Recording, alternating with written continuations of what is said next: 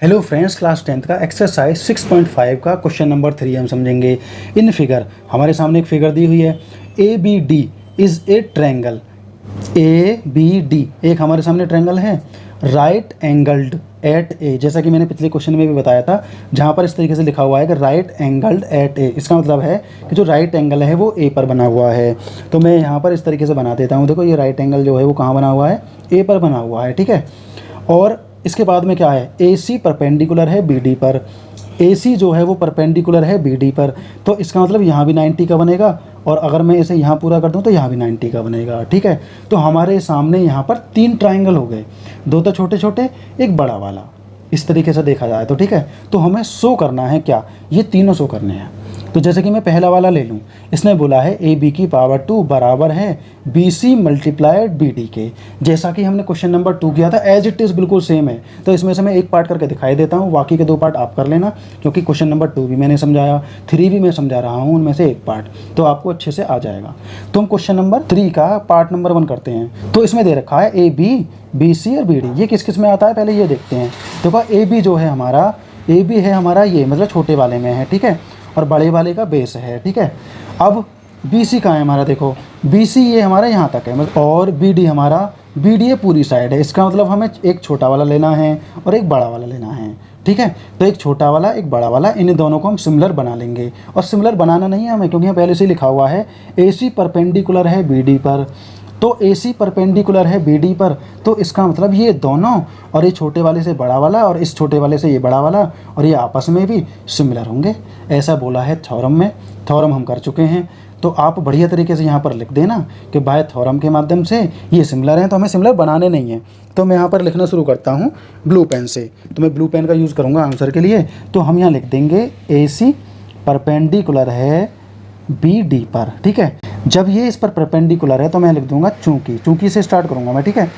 तो मैं यहाँ पर लिख दूंगा therefore A B C, A B C हमारा सिमिलर है किसके, ए बी डी के, ठीक है, ए बी डी। तो यहाँ भी ट्रायंगल आएगा और यहाँ पर भी ट्रायंगल आएगा, ठीक है। ये हमारा क्लियर हो गया। जब ये सिमिलर होंगे किसके माध्यम से होंगे, लिख देना थ्योरम 6.7 के माध्यम से, ठीक है। बढ़िया तरीके से लिखना, लेकिन पूरा रीजन देना है, गिवन प्रूव ये तुम्हें लिखना है, स्टेटमेंट लिखना है, बाकी सारी चीज़ें मैं समझा रहा हूँ, ठीक है।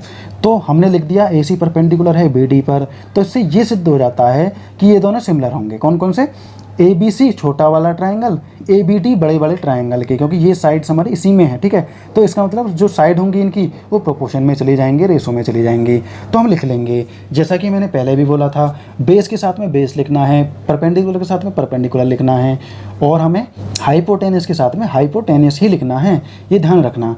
तो सबसे पहले मैं शुरू करता हूँ हाइपोटेनस से। कुछ भी लिख दो, मर्जी आपकी, कोई भी साइड ले लो। तो मैंने हाइपोटेनस को ले लिया। इसकी हाइपोटेनस होगी ये, इसके सामने वाली, इसकी होगी इसके सामने वाली।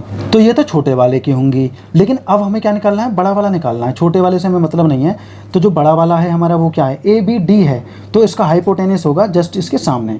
मतलब इस लाइन को थोड़ी देर के लिए भूल जाएं तो इसके सामने वाली ये बी डी जो बड़ी वाली लाइन है, इस पूरे की ये हाइपोटेनस होगी। क्लियर भाई, इस छोटे वाले का ये हाइपोटेनस है, इस छोटे वाले का ये है, बड़े वाले का ये है, ठीक है। तो वो ए बी है और बड़े वाले का है बी डी। तो मैं यहाँ लिख दूंगा A B upon B D, ठीक है। ये हो गया बी, ये हो गया डी, ठीक है, इक्वल टू, अब मैं क्या ले लेता हूँ, मैं बेस ले लेता हूँ। देखो यहाँ पर हमारे छोटे वाले ट्रायंगल का जो बेस है वो हो जाएगा ये वाला, और बड़े वाले का हो जाएगा ये वाला। तो मैं यहाँ लिख देता हूँ B C upon A B. इतना हो गया हमारा। हम यहाँ लिख देंगे रीजन, लिख सकते हैं कि कॉरस्पॉन्डिंग साइड का जो रेशो होता है वो इक्वल होता है। वो मैं पहले भी बता चुका हूँ, कई एक्सरसाइजों में हम बढ़िया तरीके से रगड़ चुके हैं ऐसे क्वेश्चनों को, ठीक है। जब इतने सारे रगड़ चुके हैं क्वेश्चनों को तो हम बढ़िया तरीके से कर लेंगे, कोई दिक्कत वाली बात नहीं है। तो जब हम क्रॉस मल्टीप्लाई यहाँ पर करेंगे, जब हम ए बी की ए बी में करेंगे तो ए बी की पावर 2 हो जाएगा, और ये हमारा हो जाएगा B C multiply B D. First वाला हमारा प्रूव्ड हो चुका है, तो हम लिख देंगे यहाँ फर्स्ट वाला प्रूव्ड। फर्स्ट वाला जैसे प्रूव हुआ है ऐसे ही सेकंड वाला हो जाएगा, इसी तरीके से थर्ड वाला भी हो जाएगा। कैसे होगा, देखो ए सी की पावर 2, देखो ए सी हमारा यहाँ पर है, कॉमन साइड है, मैं पहले भी बता चुका हूँ, इससे हमारी साइड मिली। अब बी सी कहाँ है हमारा, देखो बी सी ये रहा, ये इस वाले एंगल की साइड है।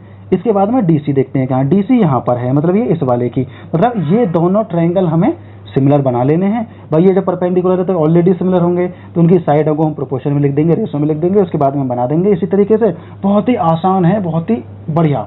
यूं ही आप कर देंगे फटाफट फटाफट, क्योंकि अब आप कॉन्सेप्ट सीख चुके हैं। तो ये हमारा क्वेश्चन दोस्तों यहीं पर हो जाता है। ये दोनों ऑप्शन करेंगे आप। अगर कोई प्रॉब्लम आती है तो आप मुझे बताना, मैं फटाफट से आपको सॉल्व करके दिखाऊंगा।